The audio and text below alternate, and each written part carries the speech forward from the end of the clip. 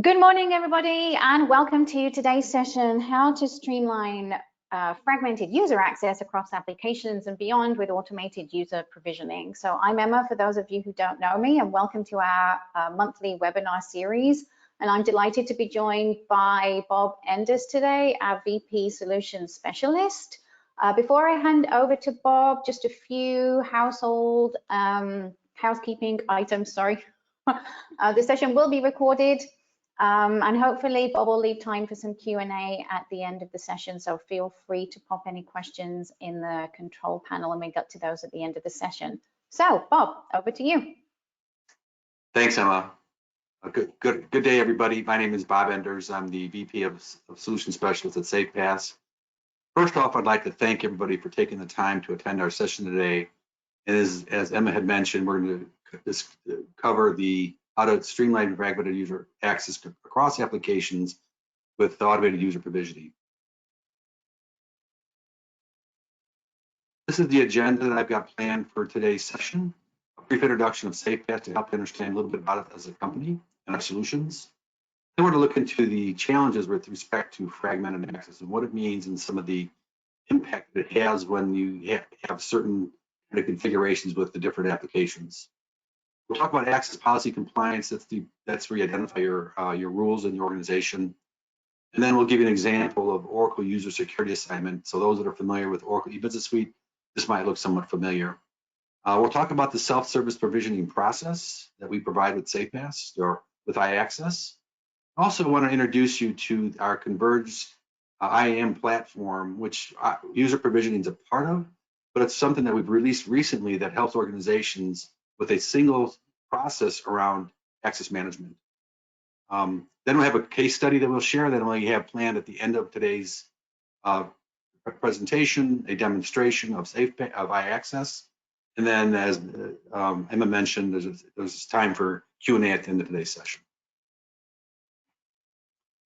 SafePass is a software company that specializes in application access management and also continuous controls monitoring. We have several solutions that help organizations establish a solid controls framework around their applications. Policy management for segregation of duties. You can monitor and manage access based on your policies, help organizations identify individuals that have possibly too much access. We also have roles management capabilities to design and rebuild your rules or responsibilities that are SOD compliant before you deploy those within your ERP applications. What we're talking about today is the self-service fine-grained user access management request that we will cover in today's presentation and also the slide demonstration. We have enterprise-wide granular access certification. What I just mentioned, the Converge Identity Access Management platform that we provide. We'll just cover that in a little during the presentation. Privileged access management is for super users. Individuals have broad access as a necessity to the organization to help organizations manage their ERP applications, but it does create some risk to the organization that we have a means to address that. We have fine-grained identity access and administration, which is designed for our IDM partners that you may be using for provisioning, but we provide the ability for them to integrate into SafePass to do that fine-grained analysis. Also, as I mentioned, we do continuous transaction configuration and master data monitoring for transactions, split purchase orders, duplicate invoices, manual journal entries above a certain dollar amount, configurations such as three-way match or payment terms. We can monitor and manage those, and also master data monitoring such as vendor bank accounts, which everybody wants to know when a vendor bank account actually changes. So once again, we have a complete solution to help organizations around access management and continuous controls monitoring. Now we'll talk a little bit about some of the challenges that you're faced with fragmented access. The technology landscape is continuously changing. I started out in the industry as a COBOL programmer when everything was in siloed systems. There was a financial system, there was an HR payroll system, there were manufacturing systems, and they were all separated.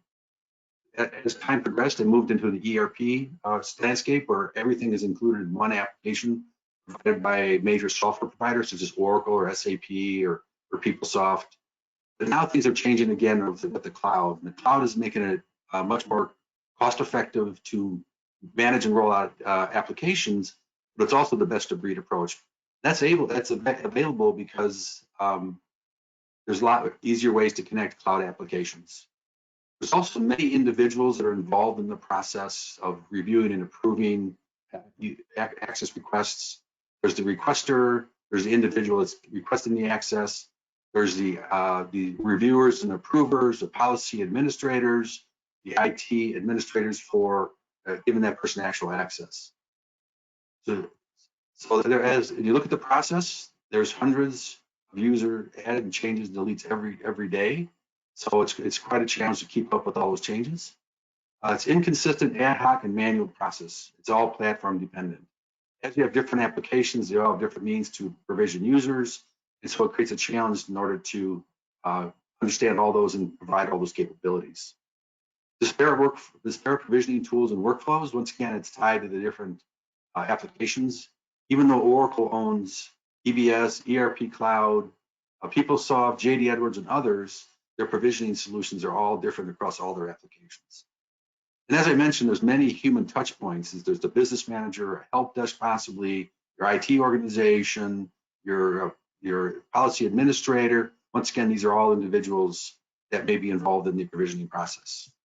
Some of the challenges with this approach, there's no consistent policy enforcement, once again, because each application is different, the policies are different, and how do you manage across all those different applications? There's no common controls or audit trail.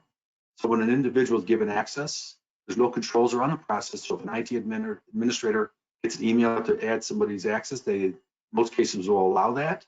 But then there's no audit trail as to who had approved and reviewed this person's access.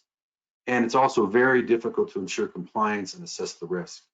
A lot of applications have thousands of forms or functions that they'll give access to, but not all of those are reviewed as far as part of the compliance and risk process. And so it's very difficult given the number of access points that a lot of these applications have. When you look at user provisioning, the most common source of internal abuse is the top focus of IT audits is user access. Gartner survey says 44% of the IT audit deficiencies are access related. And then Ernst & Young says 7 of the top 10 control deficiencies relate to user access controls. But there are several reasons why you have a lot of inadvertent access. If you look at these real quickly here, you got orphan accounts.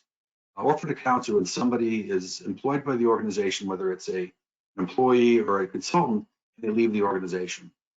And if they leave the organization, you have to ensure that they're deprovisioned properly. And if not, it creates a risk to the organization because you could have a username password that's shared across with other individuals, but they haven't deprovisioned that user correctly. The other one is rogue accounts, and rogue is pure fraud. These are fake accounts that are created on the side. Nobody knows about them, and they have access to the applications without any consequences to anything they may want to provide. Once again, this is designed specifically for any kind of theft, fraud, or abuse of the application. You have entitlement creep. Entitlement creep is when somebody changes roles in the organization. They're given new capabilities with new responsibilities and new roles, but they haven't relinquished their former roles or responsibilities because there's usually a transition period that person needs to be part of as they move to their new role. And all of a sudden, with all these additional capabilities, they're creating policy violations given the level of access that they have. Once again, it's increased potential risk for fraud. And then privileged users, these are the super users that have unfettered access into your ERP applications and essentially have keys of the kingdom. They can almost do anything they want. And it's very, very challenging to monitor and manage these individuals because of that level of access that they do provide. And that's listed here. It's had poor visibility when it had due to shared accounts. So let's look at access policy compliance. When you start looking at access policy compliance, you establish roles, and the roles decide who can do what to what sits the data. So you look at the different role examples that we provide. We have procurement manager, sales manager, CFO, buyer, and HR specialist. Each one of those roles are uniquely defined give them a certain level of capabilities within the ERP. When you look at the privileges that are given, and we'll focus on the procurement manager, some of the examples are reassign a purchasing document, manage a procurement agent, manage purchase order changes. So this is the what that individuals that have that role are able to perform. And then also data security as to what sets of data. You can put root logic in there to protect certain data based on the role, based on the individual, but also allow them to perform certain functions that are unique to that particular individual. Here are the examples there. You can have procurement manager view all purchase orders, but you can only update items and purchase orders specified in Germany because it's one of their business units. Also hire buyers in Germany. So once again, we start looking at the policy compliance. Each individuals have unique roles that give them level of capabilities to process data within their applications. Some more examples, what data, types of data you can read, write, or delete. And once again, it's how the roles are defined and given to a specific individual. And also any specific conditions that allow them to perform transactions based on their role in the organization. The examples that are given, you have employee salary I have the ability to view my own salary, but I can't change it.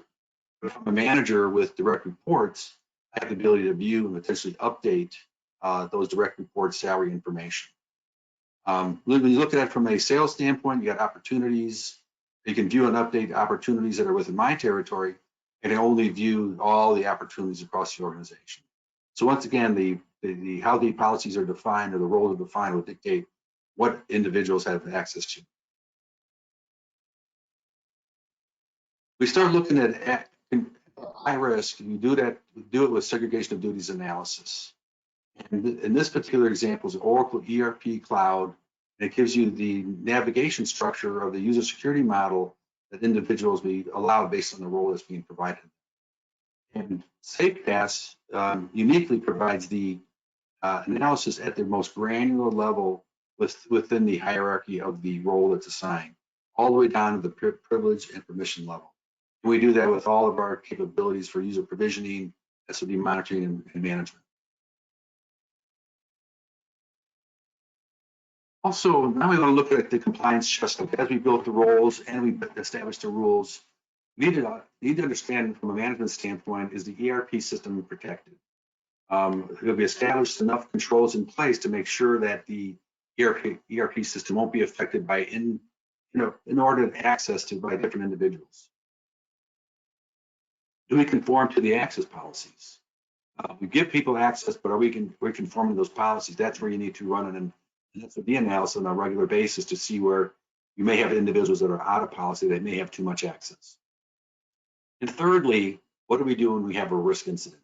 How do we correct that incident? Because that risk doesn't go away until we make a change or remediate what that person had or had done in order to cause that risk incident. You start looking at the compliance checklist, it becomes a challenge, basically inability to translate the corporate governance into actionable IT policy. As I mentioned, segregation of duties is a common control to make sure that individuals don't have too much access to steps in a single process. For example, the ability to create a vendor and enter invoices against vendors. Those would be a toxic combination of capabilities for a user. Also, you want to make sure you maintain the data privacy policies. By sensitive access, you want to know what individuals have access to certain pieces of information. When you look at access controls testing, it's typically emails and spreadsheets, very manual. So when it's manual, it's always human error always comes into play and causes issues with the testing effort. And also, a lot of times, data that you need for complete testing is hard to find, or it's missing, and we don't have that information to complete the testing. Also, there's the challenge of managing the identity through a business lens for the business users to understand. When some of these controls are put in place, they're more done at the IT level, but the business doesn't quite fully understand the terminology that's being used and how that's actually being established within the ERP application. In a lot of cases, the business users don't understand some of the terms that are being used to deploy these controls within their ERP applications. So as you can see, the compliance checklist identifies some of the key things you need to be aware of as you go through and deploy control solutions. So let's do real quickly, walk you through an Oracle user security assignment. This is an example for Oracle e-Business Suite, kind of help you understand some of the steps that occur from a system administrator standpoint and how they give access. Here we have a user, in this case it's Paula, and the username would be dependent on the organization's protocol for establishing users. That user is tied to a HR person, so you know who's responsible for that access, what individuals actually have access. You have to establish your password expiration, you know, whether it's days or number of access. In some cases, it may be none. But in most cases, you need to have some sort of changes in your password on a periodic basis. Also, you can activate and inactivate a user based on dates. You know, so when they're first given access, you may want to get, you know, you're given the start date when that's going to occur. And if you want to have it where it automatically ends at a specific date, maybe it's just some temporary access, you can put the end date in there also. For each user, you assign one or more responsibilities. Those responsibilities dictate what that person has access to, because each responsibility has many menus and submenus that they navigate to get to the function or form that they want to execute for a specific transaction. As you can tell, it's a pretty straightforward process. You know, give the person access and then monitor that access. The challenge starts when you look at under the covers and what that really entails from a actual navigation infrastructure, or I should say, a user security model design standpoint. Here we've got an example of John Doe that can navigate all the way through different menus and submenus, all the way down to the invoice function of invoice batches, and really to submit invoices for payment. So that's say I want to remove because that's not a function that I want that person to have. It's causing some violations for that particular individual's usage. But they have other users that navigate to the same function and do the same, essentially the different responsibility of the same submenu, and they have access to the same invoice batches function through the submenu AP invoice entry. And I may have other payables users. Now that's where you have a challenge. If I want to remove that function away from John Doe because it's created a access conflict, it could impact other users within the ERP. So you have to be really conscientious to what changes you make to responsibilities or menus and submenus, so you don't affect other people's access to that same functionality. So once again, as I stated here, it's the root cause analysis that are required for remediation. And there's, you know, once again, it's a challenge of how do you remediate that access. So let's talk about the self-service user provisioning process. SafePass's solution for user provisioning is iAccess. It's using the risk-based approach for user provisioning. Now I'm going to walk you through the steps here to help you understand what actually occurs when you provision access with iAccess. First, you have your SOD rules. They can be established either individually or from a catalog that SafePass might provide. It has some common rules that are important to your organizations for managing risk. Also, you have your active employees that are able to access your ERP, and it could come from several sources. Could come from your Oracle HR, some other could come from different IDM solutions also. Also, the next step in the process, going to the next swim lane, is you have to register these individuals. Not every employee in your organization is going to have access to your ERP. So you have to register those. So for example, if you have 5,000 employees, not all 5,000 are going to have access to your ERP. So they go through a registration process so they can be, so they can request access as needed. The next step is to request the actual roles or responsibilities that they're looking to get access to. And then from there, you submit it for the process approval. And what occurs at this stage is an SOD analysis of when I make this request, what's the SOD impact of when I give this access to this individual. Now, you haven't actually given it to them, you're requesting this access. And part of my access is to identify those potential violations before they're given access. So once we're off through workflow approval, and SafePass or iAccess provides up to 5 levels, upon final approval, it'll automatically update your ERP with that user with their new role. That's all done through our data probe technology, and then from there, it's going to be monitor and manage that person's access now that they have access to the ERP. So once again, it's a straightforward process, and these are the steps that are occurred when you go through that process. So now if I've looked at iAccess and I deployed an automated solution for user provisioning, I've moved from a fragmented approach because of the different ERP applications to a single solution with centralized visibility and control over user access. I've automated the identity controls and business processes, so when someone's provisioned access using iAccess, it goes through the policy and the rules analysis to make sure what and identify what rules or rules they've potentially violated given that access. And it compares not only to what they requested, but also what they already might have. It's a visually friendly layer. It's common look and feel for the users that are given the access, and hides all the underlying technology and technical components away from the actual individuals that are doing the provisioning. Once again, it's a common look and feel across, EBS, ERP Cloud, JD Editor, PeoplesOft, they're all the same. It's the same look and feel. And you can also actively measure and monitor risks associated with the users and the resources as you're going through the provisioning process.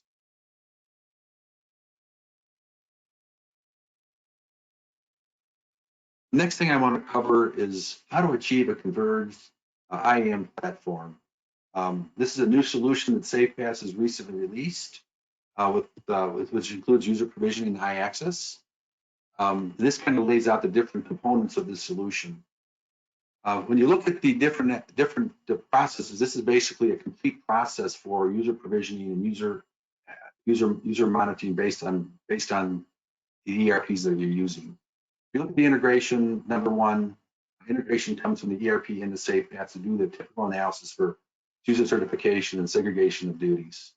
If I go to integration number two, it goes beyond the ERP. So now we're able to take the user access management to the database, to the service accounts, to other data sources that you have user access. So now you can find individuals that have access to the database, but also have access to ERP application. That may be something you might want to look into further and possibly avoid. If you look at bullet number 3, we have the access review certification, where the business process owners will get a notification as to they need to review individuals' access into these different systems or data sources and make a determination if they should be retained. Also, you have the full capabilities and observation of your audit team so they can monitor these changes as they occur. And then also the integration with a ticketing system. So if you have whether it's ServiceNow or Jira, if you have a ticketing system that you use to track some of your IT requests, you can all automate that in the SafePass. So if I go to look at number 5, it's the access violation remediation. Number 6, the ticket can be passed to SafePass to initiate a user access request, and then also the integration back into the ticketing system when it's been completed. So if you make a change within SafePass, such as a corrective action, you can create a ticket out of SafePass in the ticketing system, and so now it can be monitored and managed through the ticketing system. And then for the final step in the integration for access management or user provisioning, you can integrate through an IGA provider such as SailPoint, Okta, OneLogin, and so forth that'll update the ERP with access. Once again, this is kind of a new capability to provide a complete process for access management across all the different applications and data sources. So let's look at the case study. It's a global household brand. Everybody will know this company. One of our customers. They operate in over 100 countries. They're using both Oracle ERP Cloud and Oracle E-Business Suite. Plus, they have hundreds of other applications that they're managing also. And they use ServiceNow for their ticketing solution and SailPoint for identity management. But some of their challenges that they're faced with, they did not have fine-grained SOD capabilities across all their applications, and that was a challenge for them. And as we stated in this presentation, with all these applications, they have inconsistent user provisioning policy and processes. So each one was different because they had hundreds. No common controls or audit trail when they did provision some of the access, which led to some challenges during the audit period to make sure they've got proper individuals have proper access. Lack of integration in the current security management systems, And then there's always a risk of data theft, fraud, and abuse by service accounts. For the solution, they had selected SafePass solutions for Access Pass, for Policy Monitor, Enterprise Access Certification, and iAccess for user provisioning. Then Monitor Pass for monitoring transactions, configurations, and master data within their organization. We're still involved with the client, but we've had success with deploying SafePass solutions. They're better able to monitor and enforce SOD controls and sensitive access. They've streamlined and reduced the risk remediation time for access controls. They use self-service for the current user audit process for users and service accounts. So they've leveraged some of our capabilities for the Converge IEM Platform, and also they've streamlined the access certification process. So this is one of our current clients that we're still involved with, and some of the success that they've had with this case study.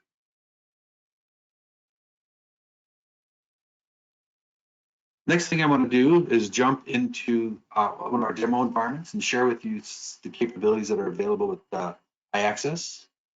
So if I leave here, go into log in. I'm logging into one of our demo environments. Session expired.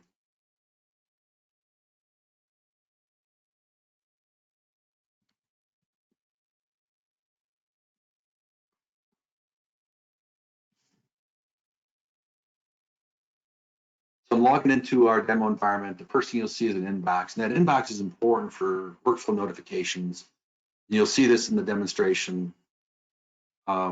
Here I've got all the iAccess requests. I pre-ran an access request the other day just for the purpose of the demonstration.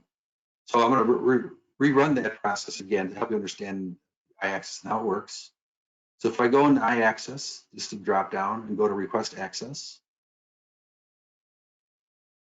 So I've used Mr. Robin Bates. So I want to select my environment. As I mentioned, we support multiple ERP applications: EBS, PeopleSoft, JD Edwards, ERP Cloud, SAP, all those applications. I'm going to use EBS Demo because that's our flagship solution. And then here I have the user dropdown. These are the registered users that I mentioned in the presentation. They have to be registered. Not everybody has access to your ERP applications. So I can pick the individual that I want to assign role against. So I'm going to pick Robin Bates, as I did done previously, and click on Go.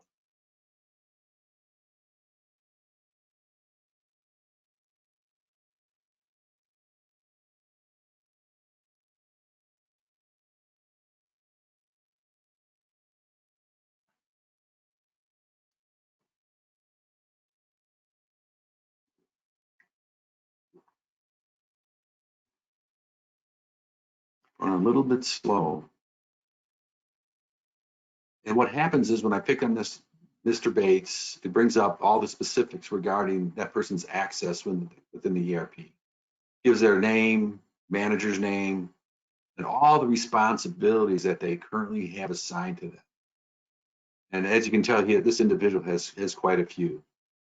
So if I want to request additional access, click on Next. And the look and feel is the same regardless of ERP. There are some slight variations, but it's common. So now I have the ability to deprovision a user.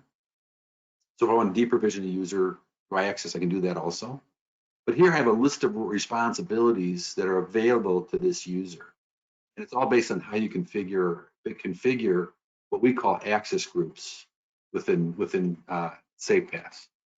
These access groups allow you to add another level of security and match the user to responsibilities based on an access group.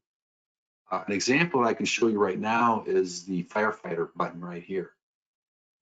Firefighter is for privileged user access, and not all users will have access to this particular capability to assign firefighter roles. But I've done that specifically for this demonstration. Now, if I click on the Enable Firefighter button, it'll reduce the number of responsibilities to only those that are associated with the firefighter access group. So that way I can control who has access. I can control who has access to what. But if I extend the access group concept to all the responsibilities and all the users, I can avoid assigning an individual a responsibility that they should not have just because of their location in the organization and so forth. So once again, I can define those for additional level of security. So if I just grab general ledger super user and move it across, and I can do multiples, now I'm going to assign this request to Mr. Bates. Here we have general ledger super user. And since it's a firefighter, it automatically end dates it because firefighters are privileged users. It's for temporary access to control these super user access that a lot of these individuals have. And so the next step in the process is just to submit the request, which I've already done for analysis. What happens when I submit it, it starts an SOD analysis. If I go to, what I want to do next is look at the inbox. If I go to my inbox, since I already initiated this process, I'm going to just show you what happened when I initiated previously. I can accept, I can approve it or reject it, but also it'll give me all the potential SOD violations that'll be generated by giving this person this additional access compared to what they currently have. So now as a review and approver, I can make a determination if I want to approve it or reject it. If I reject it, I'll have to put some text reason why, and what it does, it sends it back to the originator. If I approve it and click on go, it'll go to the next step of the workflow process. So while I'm logged into the application, I just want to show you a couple more things.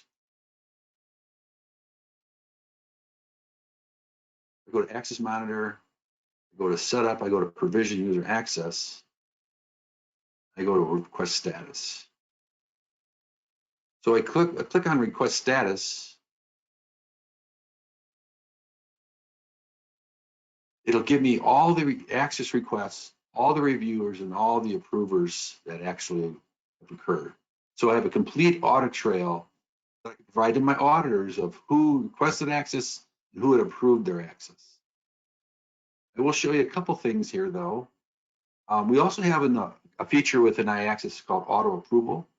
And since this was a super user that I had submitted in the other day for the prior demonstration, that person is, because it's a super user.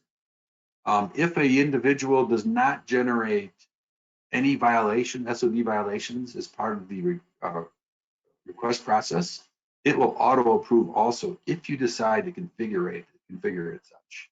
So it can simplify the provisioning process, based on the violations that are potentially being generated. If I go to my inbox, so I'm going to show you a couple things real quick.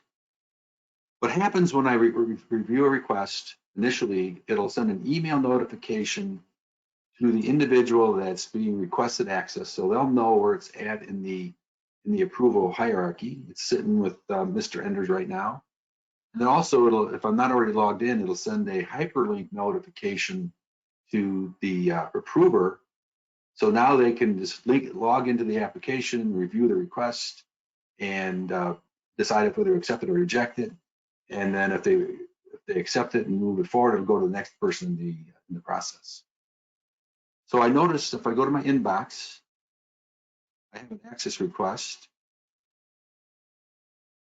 So now it was sent to another individual for their approval, Naveen. That now Naveen it's in his inbox to do the final approval with respect to that request. Upon final approval, it'll automatically update the ERP with that request. So if I go back into SafePass, see if I can log in as Naveen.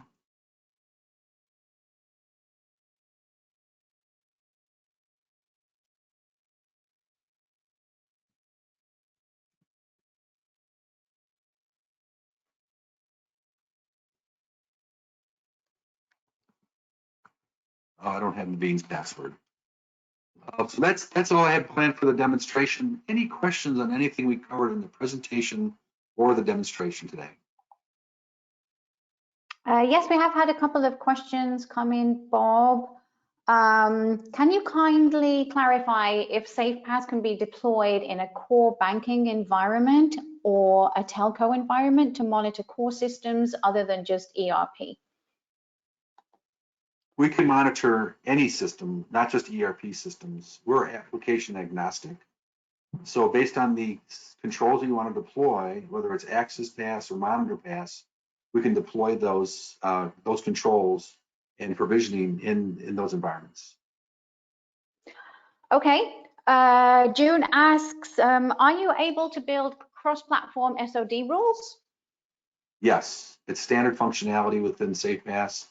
We do have the ability to set up, based on the different data sources, the SOD policies that are specific to that cross-application access.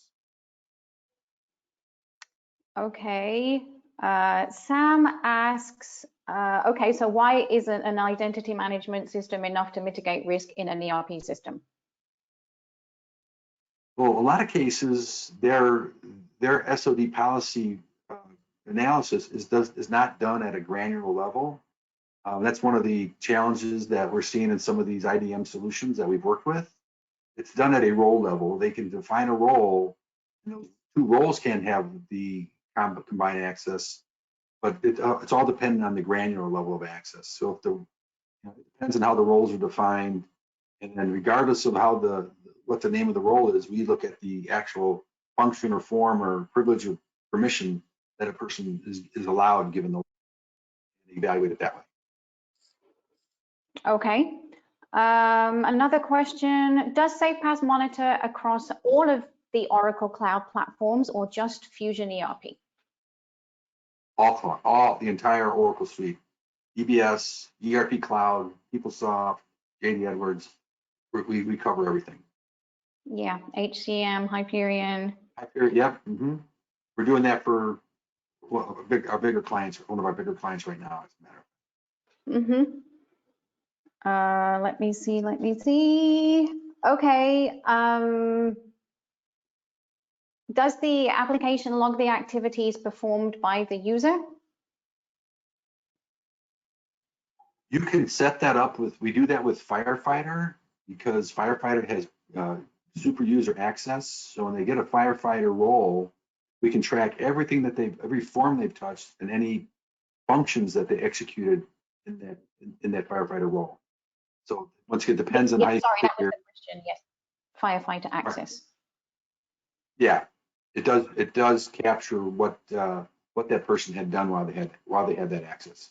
But also, as part of firefighter, we do we generate a certification report that identifies what they had touched while they had that firefighter capability, and provide all the different steps that they performed while they had that access. Okay, well, I think that's, oh no, one more. What would be your top tip for selecting an IGA solution? What should we look for? Not necessarily look for. We always drive towards a proof of concept with the vendor that you're talking to, because they may say something that they perform, that they do, but you want to make sure it meets your specific requirements. The proof of concept gives you the opportunity to identify your specific requirements and map those vendor solution against those requirements and how they execute against those requirements.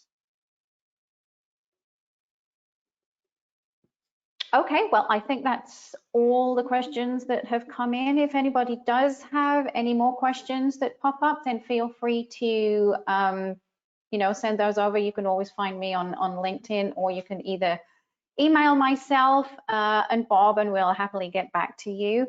So I'd just like to say a big thank you to everybody for attending today, and a big thank you to Bob for sharing his insight around how to address these challenges. We hope the sessions proved valuable and you're able to take back the key points that Bob's discussed back to your own organizations. As I said, if you want a one-on-one chat with Bob to go through your own unique challenges and your own organizations, then feel free to contact us and we'll be in touch. So thank you to everybody for attending, and we'll see you again next month. Thank you for your time. Thanks, Bob. Thanks, Bob. Thanks, everyone. Bye.